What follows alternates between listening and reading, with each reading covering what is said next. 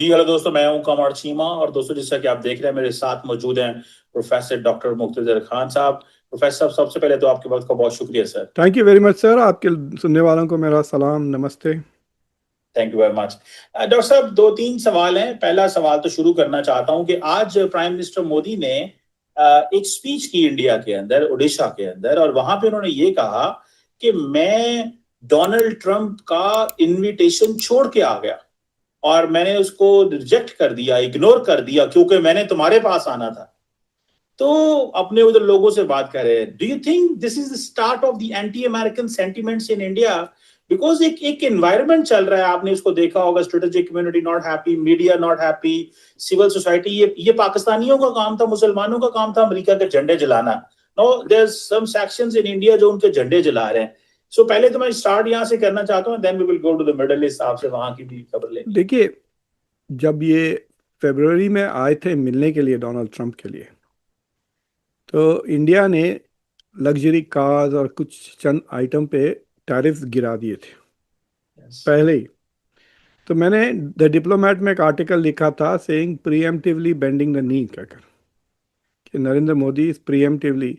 तो ये इंडिया में काफ़ी चर्चा चले गया। राहुल गांधी ने भी करा, कह दिया नरेंद्र सरेंडर, कि मोदी जो बार बार ये कह रहे हैं ना कि मैंने सीज फायर करवाया, और उसके मतलब ही इज़ नॉट। जयशंकर ने भी कहा, और मिनिस्ट्री ऑफ एक्सटर्नल अफेयर्स के जो स्पोक्स पर्सन है रणधीर जायसवाल, उन्होंने भी कहा कि ये बेसिकली बायलैटरल था। पाकिस्तान के डीजीएमओ का फ़ोन आया कि हमारी बहुत पिटाई हो गई, बस करें, और फिर हमने सीज फायर कर दिया। That is the Indian narrative ना। लेकिन हम्म। उसका असर ट्रंप पे नहीं हो रहा है। तो इंडिया में एक नया नैरेटिव ऐसा आ गया है कि 1971 में इंदिरा गांधी ने दो टुकड़े कर दिए थे, ये इन्होंने कुछ नहीं किया, basically he is weak link. तो अब वो उसको शोर अप करने के लिए अभी फॉर एग्जांपल इंडिया के मिनिस्ट्री ऑफ एक्सटर्नल अफेयर्स ने एक लंबा अनाउंसमेंट किया कि फ़ोन कॉल पर नरेंद्र मोदी ने ट्रंप से कहा कि we didn't ask for mediation, we don't need mediation, we will never accept mediation. ये मतलब पास्ट प्रेजेंट फ्यूचर की बात कर दी मीडिएशन की। उसके बाद फिर ट्रंप ने फिर दोबारा कहा कि मैंने पीस करवाया। फिर आसिम मुनीर के लंच के बाद भी कह दिया उन्होंने। So he is facing this pressure, I think domestically, कि कहीं ये बात लग ना जाए कि मैं डर गया, ट्रंप के सामने झुक रहा। वो बात होगी तो इनका फिर डोमेस्टिक मतलब नुकसान हो जाएगा। लोकल इलेक्शंस में, बिहार के इलेक्शंस आ रहे हैं नवंबर में, which are very important. Phone पे इनको जो रीड आउट है, इंडिया का रीड आउट है, उसके मुताबिक तो ये है कि डोनाल्ड ट्रंप ने इनको कहा वापसी में आप रुकते हुए जाइए, वी कैन हैव डिनर। और ये खुद बाद में डोनाल्ड ट्रंप ने भी खुद अपने प्रेस कॉन्फ्रेंस में कहा कि I invited him to come and have dinner. मुझे लगता है he was going to suddenly produce Asim Munir और कह दिया देखो मैंने इन दोनों की बात करवा दी। I thought something like that was cooking in the White House. In fact एक दो लोगों की बात भी सुना कि शायद इंडियन इंटेलिजेंस को पता चल गया, इसलिए मोदी डिडंट स्टॉप। लेकिन मोदी ने कहा मेरे प्री अरेंज विजिट्स हैं। और फिर वो क्रोएशिया भी गए ना, मतलब क्रोएशिया गए, फिर उसके बाद ये जो स्पीच देने आए हैं। सो ही इज अज्यूमिंग के फर्स्ट ऑफ ऑल, देखिए मोदी जब अमेरिका में होते हैं, इंडिया में होते हैं, उतना कवरेज उनको नहीं मिलता यूएस में। तो ये सारे चीज़ों का यूएस में कवरेज नहीं मिलेगा। सो he can say a lot of things for domestic consumption, जो there will be no reaction. अब यही बात कोई मतलब आप यहाँ पर रह के करें, कनाडा में करें, देन जहाँ पे वेस्टर्न मीडिया पिक करती है, then we will see what Trump will react. देखिए ट्रम्प इज़ वेरी केयरफुल। मतलब किसी ने उनको ब्रीफ किया है कि आदमी की ईगो को पैम्पर करते रहे तो वो बार बार तारीफ करते रहता है। ही understand that that is important. So that has उसकी दिमाग में वो बात स्टिक हो गई है। He doesn't do that for others. Hmm. Like कभी आपने नेतन्याहू की आपने देखा कुछ तारीफ करते हुए एज ए पर्सन? नो। लेकिन नेतन्याहू को जो चाहे वो मांगा वो दे देता। हम्म। बिल्कुल सही कह रहे हैं। अच्छा डॉक्टर साहब, कैसे देखते हैं आप ये इस वक्त मिडिल जो ईरान के फॉरेन मिनिस्टर इस वक्त जिनीवा में आई थिंक, और वो मिल रहे हैं उन लोगों से। आपको क्या नजर आता है, ये क्या कर रहे हैं? ईरान कहता है हम अभी इनसे बात नहीं करना चाहते, बात भी कर रहा है, और कह रहा है वो स्ट्राइक्स बंद करें, आज मैं ख्याल है डोनाल्ड ट्रंप साहब भी थोड़ी देर पहले मीडिया से बात कर रहे थे, वो कह रहे थे कि मैंने भी दिमाग नहीं बनाया, मैं 2 हफ्ते लूंगा। ये 2 हफ्ते से क्या मुराद है? और ये जो टॉक्स हो रही हैं, इसकी क्या सिग्निफिकेंस है? आप लोगों ने चांस मिस कर दिया। आप लोग नैरेटिव फैला देते कि आसिम मुनीर ने बात की और अब ट्रंप ने 2 हफ्ते डिले कर दिया। जैसा अर्नब गोस्वामी वगैरह नैरेटिव बनाते हैं इंडिया में बैठ के, वेदर इट इज फैक्ट और नॉट, आप लोग बना सकते थे। मुझे हंसी आ रही थी क्योंकि उसी के बाद, मीटिंग के बाद ही उसने कहा ना। लेकिन उससे पहले तो अफवाह ये थी कि वो G7 छोड़ के आए ताकि ही विल अटैक टुडे, मतलब एक्सपेक्टेशंस थे आज या कल के। इनफैक्ट अभी भी वॉशिंगटन में लोग कह रहे हैं कि ये फिर ईरानियंस को झूठ बताने के लिए कह रहे हैं, इट इज़ क्वाइट पॉसिबल कि 2 हफ्ते से पहले ही अमेरिका विल अटैक, ये नियो कॉन्स कह रहे हैं। लेकिन अमेरिका में एक बहुत बड़ा डिबेट चल रहा है बिटवीन नियो कॉन्स और मैगा। तो एक तरफ स्टीव बैनन है, तुलसी गैबर्ड है, अ, और टक्कर कार्लसन है, जो बिल्कुल अमेरिका को इन्वॉल्व करना नहीं चाहते इराक की तरह इन दिस होल प्रोसेस। क्योंकि उनका सवाल ये है कि भाई आप रिजीम चेंज क्या कर रहे हो? सीरिया में जो किया आपने बेसिकली आईसिस के हवाले कर दिया। क्या, हाउ इज दिस पॉजिटिव? ये सवाल है टक्कर कार्लसन का। जो टेड क्रूज के साथ डिबेट आप देखें, लंबा वाला 2 घंटे का है, but it's quite revealing about the inside thinking Republican party के अंदर क्या टेंशन्स चल रहे हैं। तो जो मैगा का क्राउड है वो बिल्कुल इन्वॉल्व नहीं होना चाह रहा। 6-7 हज़ार के करीब अमेरिकन मारे गए, दो अफगानिस्तान और इधर मिला के तकरीबन $5 ट्रिलियन का खर्चा हो गया, 20 साल लग गए। Like what did we gain from that? Nothing. So वो कह रहे हैं कि भाई हम क्यों और एक ऐसी जंग शुरू करें। इनफैक्ट टक्कर कार्लसन ने टेड क्रूज से पूछा ईरान की आबादी क्या है, टेड क्रूज को नहीं पता था। इसे 92 मिलियन है, मतलब इट इज़ 25-30, जैसा उस ज़माने में जब इराक और अफ़गानिस्तान में अमेरिका गया था, वो 20-20 25-25 मिलियन की छोटे छोटे मुल्क थे। अब इस मुल्क को डिस्टेबलाइज कर दें तो सोचिए आप पूरे कितनी गंद मच सकती है पूरे रीजन में। वहाँ पर हिजबुल्ला जैसे 10-15 ग्रुप्स निकल सकते हैं ईरान के अंदर से ही, and so people are saying कि व्हाट्स द एंड गेम? अगर आप ऐसा कह रहे हो कि हम रिजीम चेंज करा देंगे, नहीं, आप कमज़ोर कर देंगे रिजीम को, जिसके वजह से कुछ भी निकल सकता है उसमें से। आपकी डिज़ायरेबल गवर्नमेंट्स कायम होंगे, इसमें कोई गारंटी नहीं है। उसका कोई जवाब नहीं दे सक रहे हैं ये न्यू कॉन्स वाले। बस वो इसराइल को सेव करें, बस ज़िंदगी का एक ही मकसद है उनका और अमेरिका का, कि इसराइल को सेव करते रहे, नेतन्याहू को सपोर्ट करते रहे। But I think it is quite possible कि देयर इज़ ए चांस कि अगर, देखिए, ट्रम्प वांट्स अ डील। ये इरानियंस, आई एम सरप्राइज कि Iranians are not able to manage him. Canadians ने इनको बेवकूफ़ बना के नाफ्ता 2.0 अपने फेवर में कर लिया था। All they need to do is, अभी तो खैर डायरेक्ट अब नेगोशिएशन शुरू हो गए ना। स्टीव विटकॉफ ने 3-4 बार डायरेक्टली बात की है अब्बास अरागची से, उनके फाइनेंस मिनिस्टर, और फिर अब यूरोपियन से कल बात होने वाली है। यूरोपियंस की position is very similar to Trump, zero enrichment वो भी कह रहे हैं, but they don't want a war.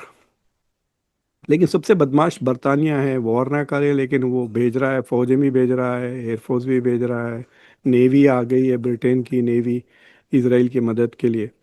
So he is defending Israel but he is also pretending to be कि हम ऑफेंस नहीं करेंगे, he wants peace. So Iran, मैं उनकी लॉजिक अभी तक समझा नहीं। अगर उनको बम नहीं बनाना है तो फिर एनरिचमेंट के लिए क्यों लड़ रहे हैं? ये आपने पहले भी बात की थी, जी सही हाँ। कह रहे हैं। आई हैव नॉट, अभी तक मेरे समझ में नहीं आए, और मैंने जितने भी उनके प्रॉक्सीज को सुना है, उससे लॉजिक समझ में नहीं आ रही कि क्या ज़रूरत है। और अगर आप अभी पीस कर लेते हैं अमेरिका के साथ, एनरिचमेंट रोक दें, यूनिवर्सिटीज़ में करें रिसर्च, हो सकता है 10-15 साल के बाद आपकी क्रेडिबिलिटी बढ़ जाए, हालात बदल जाए, और ईरान में फिर वो अमेरिका अलाउ कर दे। वैसे भी अमेरिका की जो इन्फ्लुएंस है दुनिया पे, जो कब्जा है, वो कम होते जा रहा है। सो तो you will be able to perhaps have more freedom in another 10-15 years. So तो ये सारी चीज़ें समझ में नहीं आ रही उनकी डिप्लोमेसी कैसी चल रही है। बिकॉज यकीनन थोड़ा बहुत तो डैमेज हुआ है ना उनकी न्यूक्लियर फैसिलिटीज़ को। हाँ, तो और फिर उसको रीबिल्ड करना इज़ नॉट दैट इजी। देखिए, इतने 25-30 साल से अब यहाँ पहुँचे हैं ये। हम्म। तो अगर ये 5-10 साल पीछे ढकेल दिया इसराइल, तो क्या मतलब इनको मिला क्या? खाया ना पिया ग्लास फोड़ा वाली बात हो गई ना। Hmm. So I am not able to understand their logic कि इतना देर ड्रैग करने की क्या जरूरत है? क्या बार बार मिलने से क्या पोजीशंस चेंज हो गए? डोनाल्ड ट्रंप ने बार बार एटलीस्ट 100 बार तो कह दिया था कि I do not want to see Iran with nuclear weapons. तो आपने उसको उनको कन्विंस भी नहीं कर सका। लाइक इतनी जो डिप्लोमेटिक मीटिंग्स हुए, 5 मीटिंग्स हुए हैं विटकॉफ के साथ, इन्होंने क्या कन्विंस किया उनको? Like what have they convinced America? उल्टा इरिटेट कर दिया ट्रम्प को। हम्म। तो इरिटेटेड है कि कुछ प्रोग्रेस ही नहीं हो रही। जनरली इरिटेट के ट्रम्प भी वही कर रहा है, पुतिन भी वही कर रहा है और ये भी वही कर रहे हैं, ड्रैग कर रहे हैं, मतलब is no progress. And he thinks he is offering a good deal. भाई सैंक्शंस लिफ्ट कर रहा है, और क्या चाहिए आपको? हम्म। बिल्कुल सही है, बात तो सही है कि सैंक्शंस लिफ्ट कर रहे हैं, और उनको क्या चाहिए। लेकिन असल सवाल तो ये भी है कि ये जो आईईए के चीफ ने कल स्टेटमेंट दी है, और ईरानियंस कह रहे हैं this is too late, what do you make of that doctor साहब? कि एक तरफ वो कह रहे हैं कि हमें तो, हमारे पास कोई सबूत नहीं है कि they are going to that direction, लेकिन अब ईरानियंस कहते हैं यू आर टू लेट, अब हमें क्या कर रहे हैं, हमारा तो नुकसान हो गया। इस पे जरा what do you make of that? तो पहले तो क्या हुआ, जिस दिन इसराइल ने हमला किया उससे चंद घंटे पहले आईएई ने जो बयान दिया था कि ईरान इज इन ब्रीच। ठीक है। हम्म। मिसाल ऐसे लीजिए, लेट्स से कि आप बंदूक बना रहे हैं और मैं मना कर रहा हूं कि आप बंदूक ना बनाएं, और मैंने किसी को इंस्पेक्टर बना दिया आपके पास। हम ये अग्री हो गए कि इंस्पेक्टर आएगा, हर हफ्ता आएगा, आपकी फैक्ट्री चेक करेगा, और यस। आप उसको खाना पिलाएंगे और चाय भी देंगे। ठीक है। वो आया, आपने उसको चाय नहीं दिया, हम्म। और मैंने कह दिया कि he is in breach hmm. Of the agreement ना। द अग्रीमेंट वाज कि आप उसको इंस्पेक्ट करने देंगे फैक्ट्री, और फिर चाय भी पिलाएंगे। आपने चाय नहीं पिलाया, यू आर इन ब्रीच। हाँ। तो वैसा ब्रीच हुआ है, वैसा मैं ट्रिवियल कर रहा हूँ। दे have not fulfil one of their obligations, but that didn't mean they were making the bomb. समझ रहे हैं ना आप? हम्म।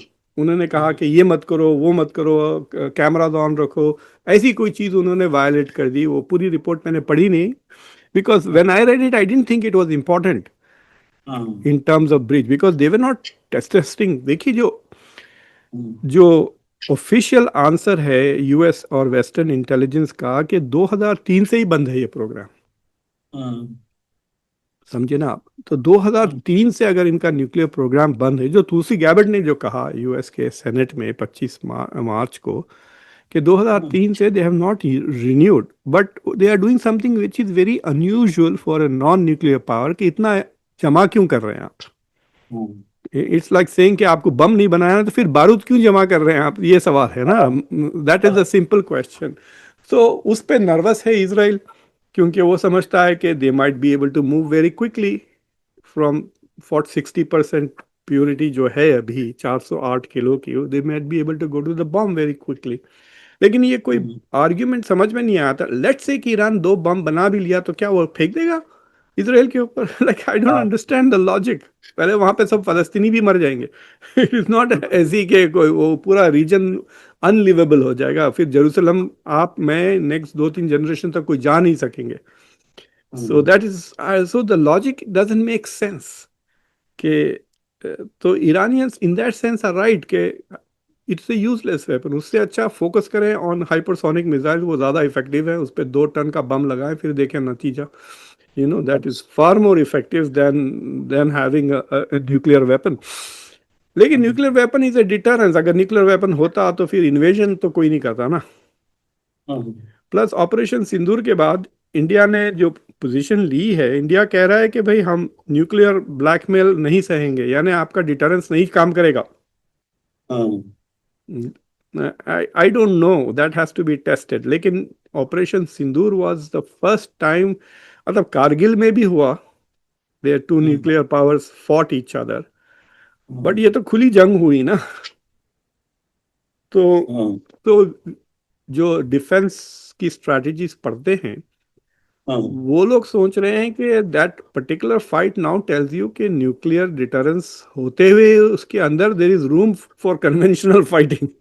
फाइट, या। हाँ, सो ईरान और ईरान के पास न्यूक्लियर वेपन हो या ना हो, वो कन्वेंशनल लड़ाई लड़ भी सकते, क्योंकि डॉक्टर तुलसी गैबर्ड के बारे में आज डोनाल्ड ट्रंप ने बड़ा सख्त स्टेटमेंट दी है। अभी वो I think new Jersey travel कर रहे थे, तो वो जो जहाज पे चढ़ते हुए मीडिया से बात की, उन्होंने कहा it's good to keep your mouth shut some time, that can land you in trouble. तो वो तुलसी के बारे में आई थिंक बात कर रहे थे। आप कैसे देखते हैं? क्या कल भी मैं सीबीएस वगैरह भी देख रहा था अमेरिका के अंदर, do you think Tulsi's days have been numbered? Tulsi, देखिए तुलसी शुरू से was against the war with Iran, और ये मैं अब की बात नहीं कह रहा हूँ, 2-3 साल पहले से। And that is why she like Trump, because Trump was anti intervention, unlike the Democrats. तो डेमोक्रेट्स तो लड़ने के लिए मर रहे हैं यूक्रेन से, अभी भी 70% है अब लड़ने के लिए यूक्रेन के साथ डेमोक्रेट्स। आज मैं सुबह में we were having a seminar on public opinion polling, तो Democrats are close to 70% in supporting Ukraine more with weapons and money. Republicans 30% पे है, so the elite still wants to fight. So Tulsi Gabbard बिल्कुल non interventionist, isolationist, she doesn't want to get involve. ना Syria में वो चाह रही थी, regime changes के वो खिलाफ हैं। तो उसने दो चीज़ें की हैं जिसके वजह से ट्रम्प इज अपसेट। एक तो वो जो स्टेटमेंट उन्होंने मार्च में दिया, at that time it was completely consistent with the US intelligence. ये कंसेंसस है भाई अमेरिका में, जेसीपीओ के वक्त भी सीआईए ने लीक कर दिया था कि ये हथियार नहीं बना रहे, राइट। बाइडेन तो वो तो ये चमचा था नेतन्याहू का, इसलिए वो जेसीपीओ में वापस जा नहीं सका। ओबामा की हिम्मत थी जो हो गई वो, और उसने बाइडेन को परे कर दिया था बिफोर ही डिड दैट। तो तुलसी गैबर्ट ने जो स्टेटमेंट दिया इट वाज एक्यूरेट, कि वी हमारी ये समझ है हमारी इंटरनेशनल कम्युनिटी की। और देखना, देखिए ये जो इंटेलिजेंस सीआईए वगैरह जो कलेक्ट करता है उसमें मोसाद का इनपुट होता है, it is not without Mossad input, right. Netanyahu को छोड़ दें, आई गारंटी यू मोसाद के चीफ को लेकर आए वो भी कहे यही कहेगा कि इनके पास नहीं है program, because that is the information that the US is also getting. तो जब वो सीएनएन की रिपोर्टर ने जब उनसे पूछा ट्रम्प से when he was leaving Canada से वापस आते वक्त कि आप क्यों इंटरवीन कर रहे हो, आपकी एजेंसी की आपकी डीएनआई खुद कह रही है कि वो प्रोग्राम में नहीं है। तो उस पर ट्रम्प बड़ा चिढ़ के कहा, I don't care what she is saying, I don't care about Tulsi Gabbard, I know Iran is close to making a bomb. तो अब ट्रम्प से ज्यादा बहस तो नहीं कर सकते ना, like she could say like what is your source other than, मतलब अगर आपको सीआईए नहीं बोल रहा है, डीआईए नहीं बोल रहा, तो फिर कौन बोल रहा है भाई आपको कि इजराइल? तो नेतन्याहू कह रहा है ना कान में। तो she didn't ask him that question. फिर उसके बाद तुलसी गैबर्ट वेंट टू जापान, वो होलोकॉस्ट का मेमोरियल वगैरह, वहाँ से आके उसने एक 3 मिनट का वीडियो बनाया जिसमें वो कह दिया कि वॉर मॉन्गर्स एक दूसरे को चढ़ा रहे हैं and is trying to get nuclear powers to go to war. तो ट्रम्प के जो व्हाइट हाउस के लोग समझ रहे हैं ये कह रहा है ईरान न्यूक्लियर और इसराइल के बारे में क्या है। तो अब देखें इसराइल और ईरान में, ईरान के पास न्यूक्लियर वेपन्स नहीं है, and the other she saying के जो आइडियोलॉग्स हैं, आइडियोलॉग्स और ये नेस्टी पावर हंग्री लोग एलीट भड़का रहे हैं न्यूक्लियर पावर्स टू गो, और we are very close to a nuclear holocaust, ये बात कही उसने। तो यहां पे अमेरिका में मुझे बड़ी ताज्जुब हो रहा है कि दे आर थिंकिंग कि is she talking about Ukraine और is she talking about Israel and Iran. अरे गधो, she is talking about India Pakistan, nuclear powers तो वो हैं, right. So she is thinking कि मतलब यहाँ पे भी पागल बैठे हुए हैं, वहां भी पागल बैठे, दोनों मिलके एक दूसरे को जंग पे लेके जाएंगे nuclear power. That is what I think, ये मेरा असेसमेंट है, because that is the only conflict where there are two nuclear powers involve ना, दोनों तरफ।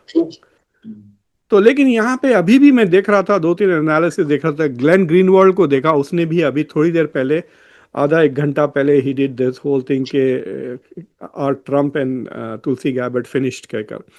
तो उसमें वो बात ही नहीं कर रहा है इंडिया पाकिस्तान की, वो ये दोष इसमें भी बात कर रहा है, फिर कह रहा है कि भाई ईरान के पास तो नहीं है, फिर यूक्रेन के पास भी नहीं है, तो फिर ये क्या बात कर रहे हैं। But hmm, anyway they are thinking कि ये दोनों statements were targeting the neocons, hmm, और वो न्यूकॉन्स इसके कान भर रहे हैं कि ये तुम्हारे खिलाफ जा रही है। लेकिन आप देखें कि धीरे धीरे जो जितने भी प्रो इंडिया बंदे हैं वो सब परे होते जा रहे हैं। बट माइक ये क्या माइकल लॉजिक है? माइकल वॉल्स को भगा दिया। हम्म, माइकल वॉल्स को कहा कि उसको यूएन भेजा रहे हैं, अभी तक उसकी हियरिंग भी नहीं हुई। अगर ट्रंप ने कह दिया किसी रिपब्लिकन सेनेटर को स्केड्यूल ही ना करो इसकी हियरिंग, तो वो खत्म हो गया ना, फिनिश। माइकल वॉल्स ये इंडिया कॉकस का चेयर था ये, before he became national security adviser, बहुत क्लोज टू इंडिया। और उसके बाद अब तुलसी गैबर्ट, वो तो खुद हिंदू हैं, जाके वहाँ पे हरे कृष्णा कर रही थी मोदी के पास, बड़ी खुश, मोदी को भगवत गीता प्रेजेंट की है। So there was a lot of talk, she is very sympathetic to India, pro India, right. तो now and I think she must be pro India, मतलब वो डीएनआई के चीफ फॉरेन कंट्रीज इस तरह थोड़ी जाते हैं पब्लिक से। मैं वो तो रईसीना डायलॉग की चीफ गेस्ट थी ना। यस। हाँ, तो वहां पर so the argument was that she is sympathetic to India. अब वो भी मार्जिनलाइज हो गए हैं। आपने विवेक रामास्वामी को तो भिजा दिया है ओहायो। सो धीरे धीरे जो इंडिया का जो इन्फ्लुएंस था ट्रम्प एडमिनिस्ट्रेशन में, from inside the Trump administration, I think थोड़ा कम हो गया because of the, I am not saying कि ये इंडिया के वजह से हो रहा है, आई एम जस्ट सेइंग कि ये कोइंसिडेंटली हो रहा है। कोइंसिडेंटली और what ever the other logic है। डॉक्टर साहब एक बड़ा टेक्निकल सवाल मेरे जेहन में आ रहा है। जी। अफगानिस्तान में अमेरिकन आए, that made logic, Osama bin Laden, al Qaeda, this that. Iraq में they couldn't create that consensus. Do you think under what international law Israel is attacking Iran?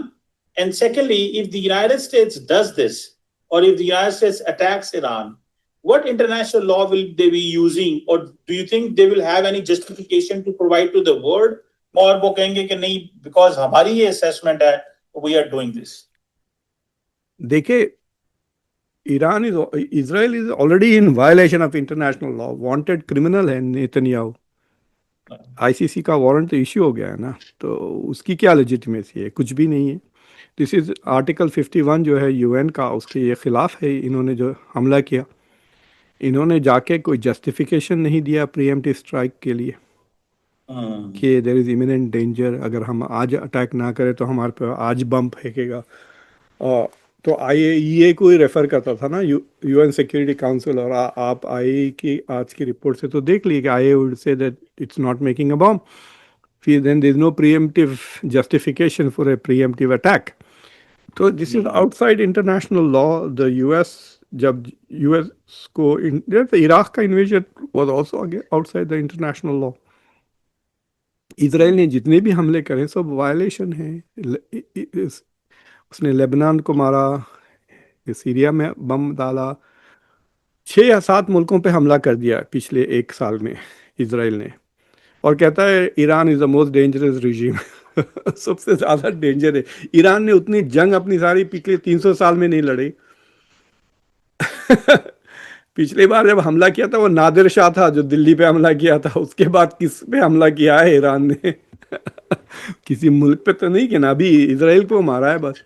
ये वो भी रॉकेट। तो so this whole law, Israel and law को एक sentence में इस्तेमाल नहीं कर सकते। इसराइल और लॉ को एक सेंटेंस में इस्तेमाल नहीं नहीं कर। इस्तेमाल कर सकते। ये और बात है कि देखिए, आप मुसलसल पिस ऑफ किए जा रहे हो अमेरिका को 1979 से। तो हॉस्टेजेस ले लिया, फिर उसके बाद यहाँ पे इजरायली प्रोपागेंडा इतना नॉन स्टॉप चलता है। मूवीज देखिए, आप हीरो देखिए। उसमें बहस चल रही थी टेड क्रूज की और टक्कर कार्लसन की, और टेड क्रूज कह रहा है कि भाई ईरान ने ट्रंप को मारने की 2 बार कोशिश की, असैसिनेट करने की कोशिश की। फिर आप बातें भी बहुत बड़े बड़े करते हैं ना। हमारे पास के लोगों को तो बात करने का बड़ा शौक है कि हम नस्त नाबूद कर देंगे तुमको, मैप से, नक्शे से, इस क्या जरूरत है? आई थिंक जो करना है करो लेकिन बकवास क्यों करते हो? Because it sounds dangerous, because दूसरे लोग आपकी बकवास का इस्तेमाल आपके खिलाफ करते हैं। So that is the point that I think that ये इन्होंने सीखा नहीं। अमेरिका को धमकी देना है तो जैसे everything is on the table कहते हैं, it doesn't sound that scary. Hmm. इनको कहना है तो we will wipe you from out from the map, ये वो कहते हैं। अरे मैप पे बड़ा होते जा रहा है वो दिन ब दिन, आप उसको क्या वाइप आउट कर रहे हो? एवरी डे लिटरली वो एक ना एक इंच से बढ़ रहा है, एक ना एक नया अपार्टमेंट बना रहा है वेस्ट बैंक में। गाजा पे 30% से ज़्यादा वो डायरेक्ट कंट्रोल पे है, अभी पूरा 75% वो लेना चाह रहा है गाजा में। आप क्या कर दिया? कुछ नहीं कर लिए। मैं just to let you know doctor साहब, एज वी आर स्पीकिंग मैं मीडिया देख रहा हूँ पाकिस्तान का। The government of Pakistan has nominated और asked for that president Trump जो है उसको 2026 नोबेल पीस प्राइज के लिए नामजद करने का फैसला किया है। So this is the government of Pakistan formally is doing this. इसका क्या इम्प्लीके होगा नहीं होगा वो हमारा मसला नहीं है, या वो बट तो, now here again in the highlight Trump कहेगा पाकिस्तान के लिए देखें मैंने जनाब कर बट दिया। एक्चुअली वो तो पहले अनाउंस हो गया था ना, जब आसिम मुनीर लंच के लिए आने से पहले एक व्हाइट हाउस के स्पोक्स पर्सन ने कहा था कि we are very grateful to Asim Munir for nominating for president for Nobel prize. In fact एक तबका अमेरिका में ये है कि the reason why he was invited suddenly for lunch was because he said that. फिर उसके लेकिन बाद मैं उसने दोबारा कहा, फिर लंच के बाद फिर कहा उन्होंने, आसिम मुनीर ने, कि नोबेल प्राइज मिलना चाहिए ये दो न्यूक्लियर पावर्स के बीच में। अब it makes Modi position very complicated, क्योंकि अभी तक तो वो खाली सीज फायर के मना कर रहे थे क्रेडिट। अब ये होगा कि ट्रंप को अगर नोबेल प्राइज नहीं मिलता है then it will be because कि मोदी इज सेइंग कि ट्रंप का कोई रोल नहीं था, हालांकि पाकिस्तान कह रहा है कि सीज फायर उनके वजह से हुआ, राइट? तो अब Trump is Modi has now become a barrier to Trump's Nobel prize. ऐसे ही बिल्कुल डॉक्टर साहब आपने सही कहा है। और आपको पता है मोदी इंडिया में बड़ा गुस्सा है नोबेल प्राइजेस की वजह से, गांधी को भी नहीं दिया था इन्होंने। हाँ बिल्कुल। बेकार बेकार लोगों, एल गोर को दिया लेकिन महात्मा गांधी को नहीं दिया नोबेल प्राइज। हाँ अभी भी they should give it posthumously, but नहीं दिया। बिल्कुल सही कह रहे हैं। देखते हैं डॉक्टर साहब, आखिरी quick question, do you think कि ये ईरान जो है is it hitting Israel sufficient कि उससे थोड़ा सा अब ये सिचुएशन डेवलप हो रही है कि हमें बात का दरवाजा भी साथ साथ खोलना चाहिए? कोई ऐसा आपको लगता है कि हिट कर रहा है ईरान? तो इजराइल में पैनिक है? पैनिक तो नहीं है, देखिए कैजुअलिटीज तो अभी तक सिर्फ 24 फेटालिटीज हुए हैं और कुछ 600 के करीब इंजर्ड हुए हैं। फेटालिटीज इतनी लो इसलिए है कि उनके पास बंकर्स वगैरह काफ़ी अच्छे हैं, लोग उसमें जाके रह रहे हैं। लेकिन अगर उनको बंकर्स में रहने पे मजबूर हो गए, मतलब गाजा में जैसा लोग मर रहे थे ना, तो उनकी बिल्डिंगें अच्छी हैं और फिर वो छुपे हुए हैं, बड़े बड़े बम फट रहे थे, they had no safety place to go to ना। हमास ने टनल्स बनाए थे लेकिन पब्लिक के लिए नहीं बनाए थे ना। तो यहाँ पे पब्लिक के लिए बहुत सारे बंकर्स बने हुए हैं जिसकी वजह से they are safe, but they are getting a taste of what Gaza has experience.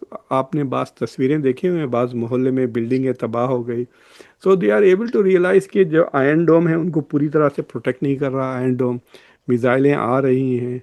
And I am sure कि they have enough smart engineers to understand कि कौन से जा रहे हैं कौन से नहीं जा रहे हैं, तो they are going to invest in building those kind of missiles. और मैं पढ़ रहा था थोड़ा बहुत about the iron dome. Iron dome की रेंज भी 60-70 मील ही है, यानी it was designed only to protect Israel from West Bank और गाजा और आजू बाजू सीरिया पीरिया से, हिजबुल्ला वगैरह। तो विच मीन्स के जैसा मिसाइल लॉन्च होती है ये रेडार उसको डिटेक्ट करके it prepares to block it ना। लेकिन अगर कोई चीज़ 700 मील से दूर से आ रही है तो आई डोंट नो वेदर दिस, वहाँ पे शायद वो डेविड स्लिंग, एरो वगैरह काम आते हैं। फिर थैड यूएस का यूज़ कर रहा है, जिसमें यूएस फौजी भी हैं वहाँ पे, सुना मैं, जो उसको प्रोटेक्ट कर रहे हैं। So it's not just US technology, US weapons and US personal भी वहाँ पर है। और फिर वो पानी के जहाज से भी प्रोटेक्ट कर रहे हैं ना, काउंटर मिसाइल्स को ब्लॉक कर रहे हैं, ड्रोन्स को ब्लॉक कर रहे हैं। But what is clear is के ईरान ने वो चीज़ करी पिछले, मतलब 673 के बाद से, जो उसके साथ कभी नहीं हुआ। मतलब they are getting a taste of what is war. वरना वो पॉपकॉर्न खाते हुए देखते थे गाजा में क्या हो रहा है, जैसे कि टीवी पे चल रहा है जंग, इट वाज अनअफेक्टेड। और इसके वजह से I can also tell you there will be many Israelis who might even leave Israel. Right, कहाँ की किरकिरी है, नॉन स्टॉप ये। मतलब it is not a normal country. आप सोचिए, अक्टूबर 7 से वो मुसलसल जंग पे है। कभी इस पे जंग, कभी उस पे जंग, जीत जीत और सब। अगर अमेरिका सपोर्ट ना करे तो वो जीतेगा भी नहीं। It will struggle against all of its enemies, मतलब। और खत्म नहीं हुए, Hezbollah has not disappeared, it will come back, देखना आप। इस जंग में खामोश बैठे हुए हैं, which is bit strange. Hezbollah भी खामोश है, हुतीज भी खामोश है, which is something that people have not been able to explain. मेरा ख्याल है they don't have the capability to, मेरा ख्याल है वो करने को। नहीं, लेकिन डिस्ट्रैक्ट तो कर सकते हैं ना। यस बट यस, सही कह रहे हैं, सही कह रहे हैं। ये thank you very much professor doctor Muqtedar Khan साहब, सर बहुत शुक्रिया आपके वक्त का। Thank you very much sir.